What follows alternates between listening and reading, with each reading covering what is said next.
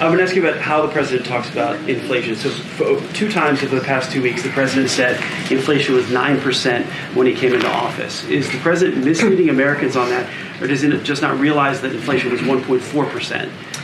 So, and thank you for the question, because I know that we got a lot of incoming on this yesterday. And look, what the president the point that he was making is that the factors that caused inflation was in place when he walked into the administration, when he took office.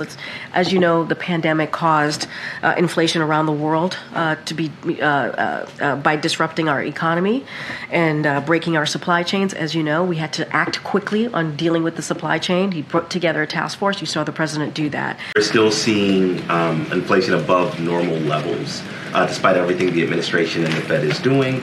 Do you have a sense of when households can expect to see prices stabilize? So look, here's what I can tell you. What we're going to continue to do is make sure that we are, when it comes to our priority as it relates to the economy, we want to make sure that we're fighting inflation and continue to do so. And so we understand we have a lot more work to do. We get that.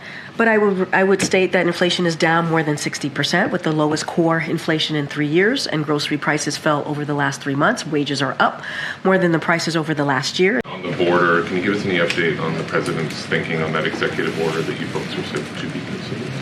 Look, I mean, this is the same thing that I've been saying, and we've all been saying for the past several months, right? Especially since when we first introduced this national security supplemental back in October, that included the border security. As it relates to your question about any executive actions, any other movement that might be there, look.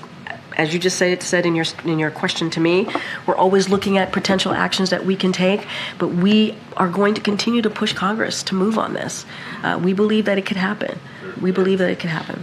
And we have said that it is one pause on these bombs, one package, one shipment, and that is obviously connected to Rafah and the potential what could happen in Rafah, and we've been very clear about that. Should we see this sudden offer from the president to debate as a signal that you guys realize you need to change the subject after some really bad polling?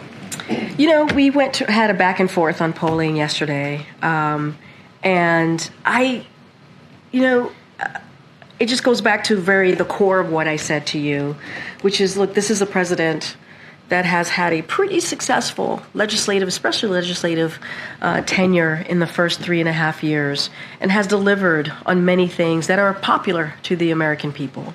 I just don't want to get into polling, any more details on polling. What I can say is the president is focused. He is laser focused on making sure we do everything that we can to give people, Americans, a little bit of breathing room, and that's what the president's going to continue to do. As it relates to the debate, you got to talk to the campaign about it. That is a question for the campaign, and I'm sure they are eager to answer your questions, Peter. The president's comments, about his decision to pause a shipment to Israel, came in the light of campus protests. I mean, were those comments made in light of, kind of appeasing or reaching out to younger voters, or how people were feeling in the country at that point? I would say that we have been very loud and clear about our concerns about a major military operations in Rafah for weeks, for months.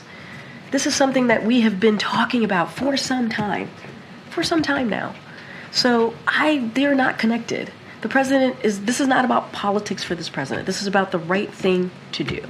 Again, I know there's a lot of interest in what the campaign announced earlier this morning, obviously through a video from the president. I'm going to be really mindful. We are talking about 2024 election, and so we are committed to the rule of law here and want to respect that.